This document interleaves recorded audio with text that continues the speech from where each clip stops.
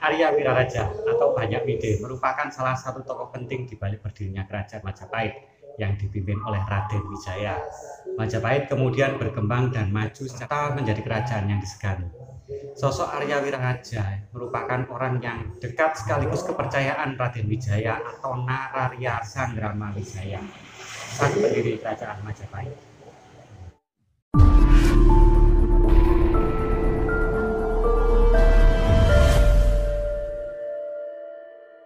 Assalamualaikum warahmatullahi wabarakatuh. Apa kabar semuanya? Semoga baik-baik saja semua ya. Semoga kita selalu diberikan kenikmatan yang tidak terkira oleh Allah Subhanahu wa taala. Sholawat serta salam masih tetap tercurahkan pada Nabi besar Muhammad SAW, manusia terpilih yang Allah memberi kita syafaat-syafaatnya.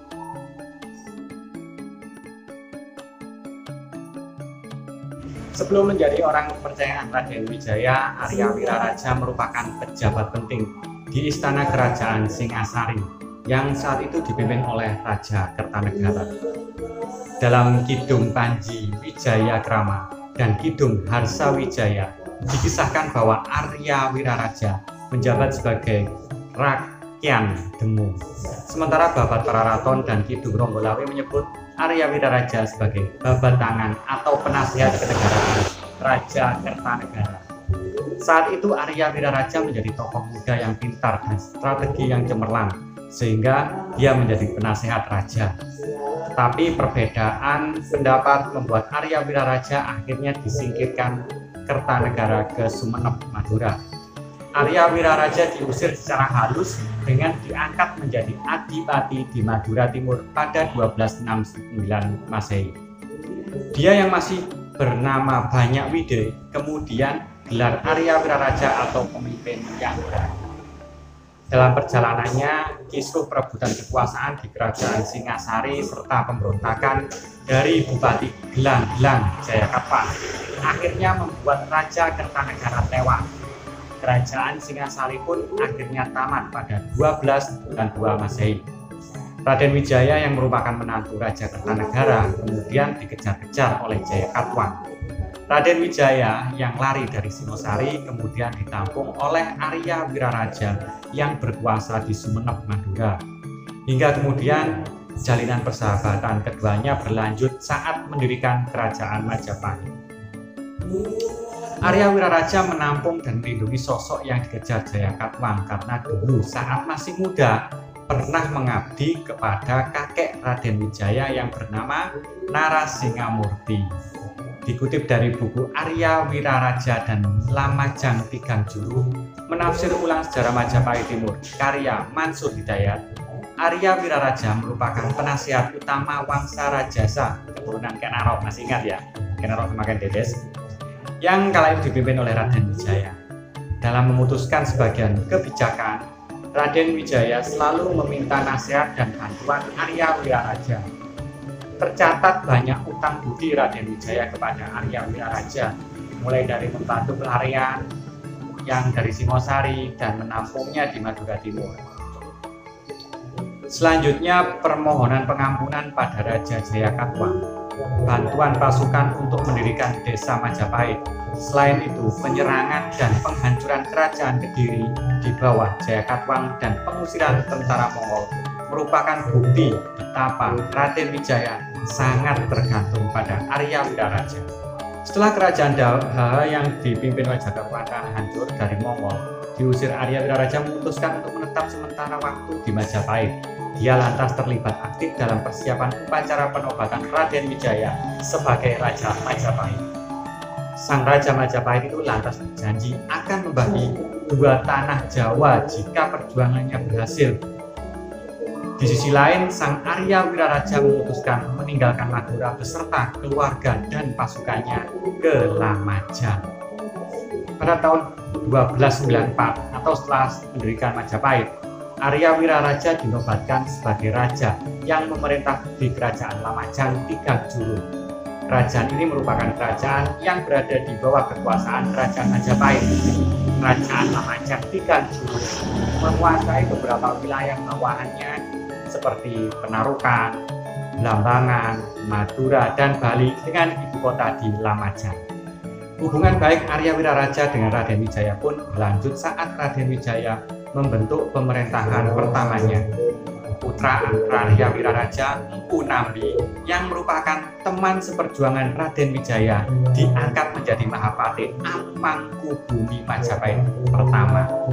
Sedangkan Ronggolawe, yang juga anak Wiraraja, diangkat oleh Raden Wijaya menjadi Menteri Mancanegara yang diberi wilayah di Tuban, yang merupakan pelabuhan besar pada waktu itu.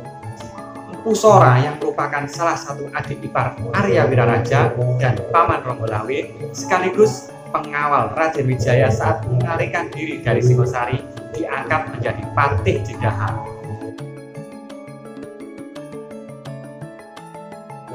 Siapa sangka kalau kota Sumenep di Madura memegang peranan penting dalam kelahiran Majapahit, kerajaan besar yang sempat menguasai Nusantara. Ternyata Sumenep atau yang sekarang Sumenep yang meliputi wilayah Madura sekarang sudah eksis sebagai sebuah kota jauh sebelum masa pemerintahan Kertanegara di Singosari. Di sana sudah tumbuh beberapa penguasa pemerintahan lokal yang menyetorkan upeti pada pemerintahan Raja-Raja Singosari sebelum Kertanegara. Prasasti Mula Maluku juga menceritakan tentang Ronggowuni atau Wisnuwardana yang pernah diangkat 9 anaknya untuk memerintah beberapa kerajaan yang saat itu menjadi daerah kekuasaannya. Kesembilan anak tersebut diantaranya ditempatkan di Daha dan Sumenep ya sekarang ya.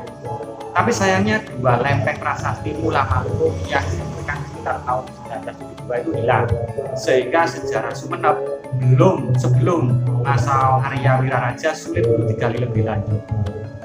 2 lempeng prasasti itu hilang sehingga nama penguasa Madura sebelum Arya Wiraraja tidak diketahui. Analisis lain berpendapat sebelum pemerintahan diperintah oleh Adipati Sumenep terlebih dahulu melalui tahapan-tahapan administratif seperti halnya Tumapel yang pernah diperintah oleh Aku yang terkenal Tunggul Ameto sebelum menjadi kerajaan Singosari yang dipimpin oleh Ken Arok. Bukti sejarah menunjukkan sebelum Arya Wiraraja dinobatkan sebagai adipati pada 31 Oktober 1269 oleh Singosari, sudah ada pejabat lokal yang mengatur pemerintah di Sumenep.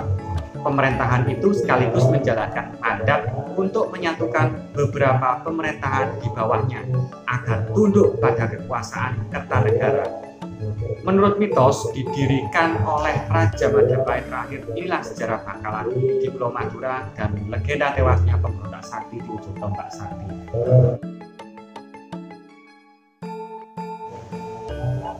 Bangkalan merupakan sebuah kecamatan yang berada di Kabupaten Bangkalan, Provinsi Jawa Timur. Bangkalan terletak di Pulau Madura yang secara administratif wilayah Kecamatan Bangkalan ini terbagi menjadi 7 kelurahan dan 6 desa dengan luas 36,70 km persegi.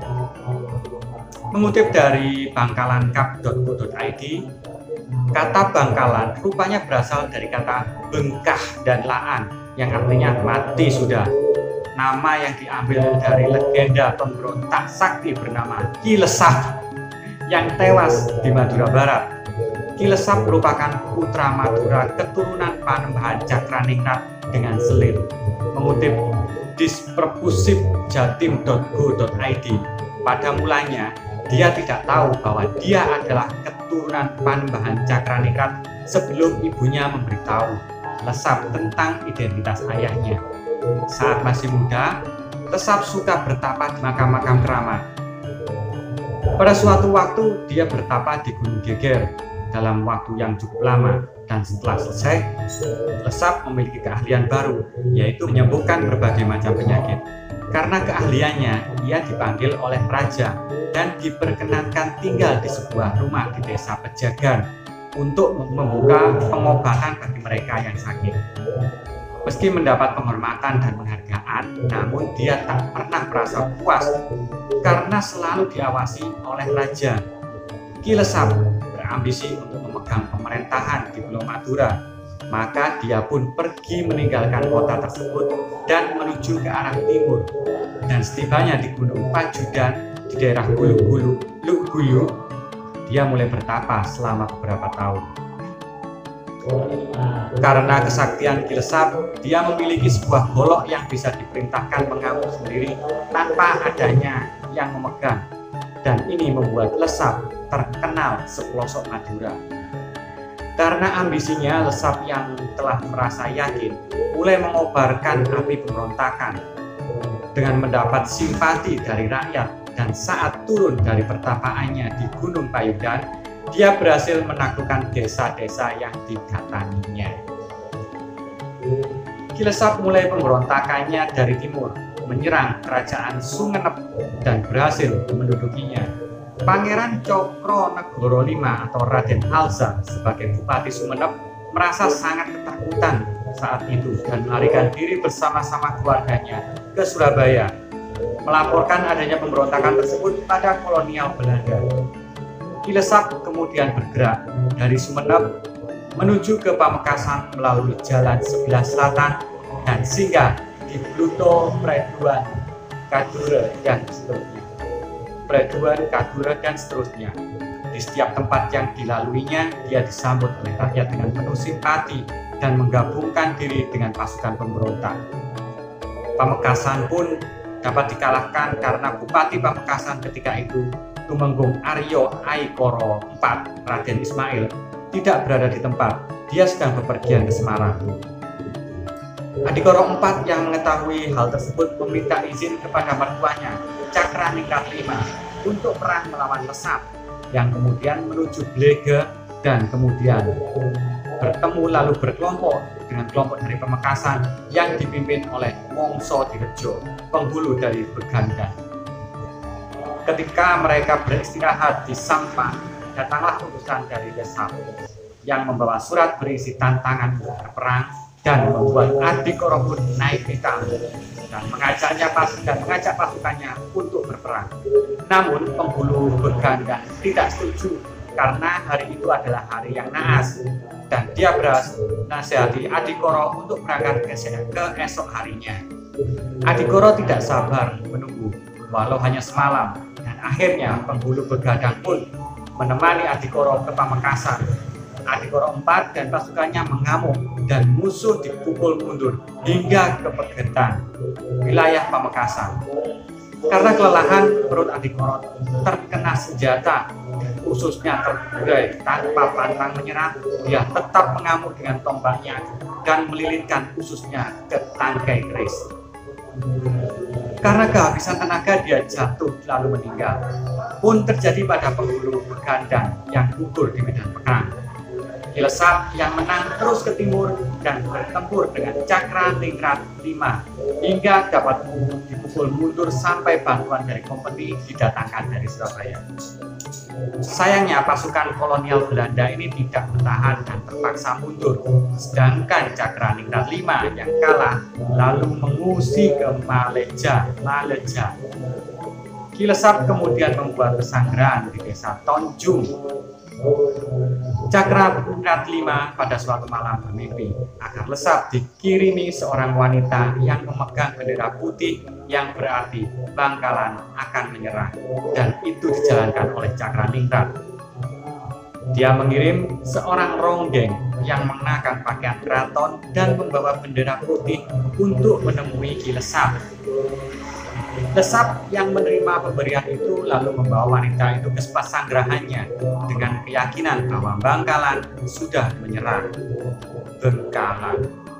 Cakraningrat yang menunggu kabar, tiba-tiba tombak pusaka Bangkalan yang bernama Ki Nenggolo gemetar dan mengeluarkan sinar yang membuat Cakraningrat bangkit dan mengambil tombak lalu mengajak pasukannya menumpas Ki Lesap. Ki Lesap yang berada di desa Tonjung terkejut mengetahui Cakraningrat V tiba. Tak menunggu lama, Cakraningrat V pun mendekati Ki Lesap dan menancapkan tombak pusaka ke dadanya. Tak menunggu lama, Ki Lesap langsung roboh dan meninggal dunia. Saat itulah rakyat dan rajanya sama-sama berteriak, "Bengkahlaan!" yang artinya mati sudah, mati. Oke, itu tadi menceritakan hubungan antara Madura dan Majapahit ya. Seperti biasa, saya selalu membuka komentar bagi para sahabat yang lebih tahu dari saya, dan mungkin ada yang salah saya ucapkan bisa memberitahu di kolom komentar. Terima kasih sudah bersama saya sampai akhir. Wassalamualaikum.